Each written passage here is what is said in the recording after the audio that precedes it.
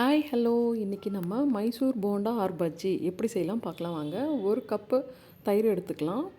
தயிர் எடுத்துகிட்டு கொஞ்சமாக இட்லி சோடா போட்டு நல்லா மிக்ஸ் பண்ணி விட்டுக்கலாம். கொஞ்ச நேரம் நல்லா மிக்ஸ் பண்ணுங்கள். ஒரு 5 மினிட்ஸ் மிக்ஸ் பண்ணி அப்படியே விட்டுருங்க. உப்பும் சேர்த்துக்கலாம், கொஞ்சம் அதையும் சேர்த்து நல்லா மிக்ஸ் பண்ணிக்கலாம். மிக்ஸ் பண்ணி ஒரு 5 மினிட்ஸ் விட்டோன்னா அது லைட்டாக உப்பி வந்துடும். அந்த தயிர் பாருங்கள் எப்படி வந்திருக்கு. இப்போ நம்ம தேவையான அளவுக்கு மைதா எடுத்துக்கலாம். நான் 2 கப்பு மைதா எடுத்திருக்கேன். 2 கப்பு மைதாவை இதோடு சேர்த்துக்கோங்க. சேர்த்து நம்ம கொஞ்சமாக ஆயில் சேர்த்துக்கலாம். சேர்த்து நல்லா கையில் மிக்ஸ் பண்ணி விட்டுக்கலாம். ஒரு 5 மினிட்ஸ் நல்ல கன்சிஸ்டன்சி வர வரைக்கும் நம்ம மிக்ஸ் பண்ணணும். தேவையான அளவுக்கு தண்ணி சேர்த்துக்கோங்க கொஞ்சம் கொஞ்சமாக. இப்போது ஒரு 3 ஸ்பூன் அளவுக்கு அரிசி மாவு சேர்த்துக்கலாம்.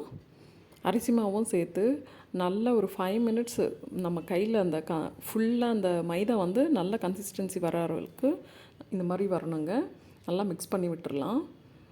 மிக்ஸ் பண்ணி விட்டு ஒரு 1/2 hour to 2 hours நல்லா இது ஊறணும். ஊற விட்டு அதுக்கப்புறம் இஞ்சி, சீரகம், கருவேப்பிலை, கொத்தமல்லி போட்டு நல்லா மிக்ஸ் பண்ணி பாருங்கள். மாவு எவ்வளோ நல்லா வந்திருக்கு. இந்த மாதிரி நல்லா மிக்ஸ் பண்ணி எடுத்துக்கோங்க. எடுத்துட்டு நம்ம இப்போ ஒரு வாணலியில் எண்ணெய் சேர்த்து காய வச்சுக்கலாம்.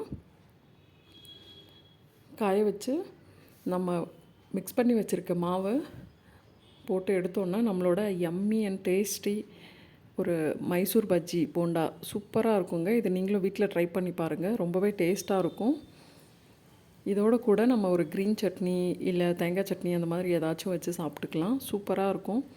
ரொம்பவே நல்லாயிருக்கும். இது பெங்களூரில், மைசூரில் ரொம்ப ஃபெமிலியர் இது. நீங்களும் வீட்டில் ட்ரை பண்ணி பாருங்கள். ட்ரை பண்ணி பார்த்து எப்படி இருக்குன்னு கமெண்ட் பண்ணுங்கள். தேங்க்ஸ் ஃபார் வாட்சிங். Please like, share and subscribe.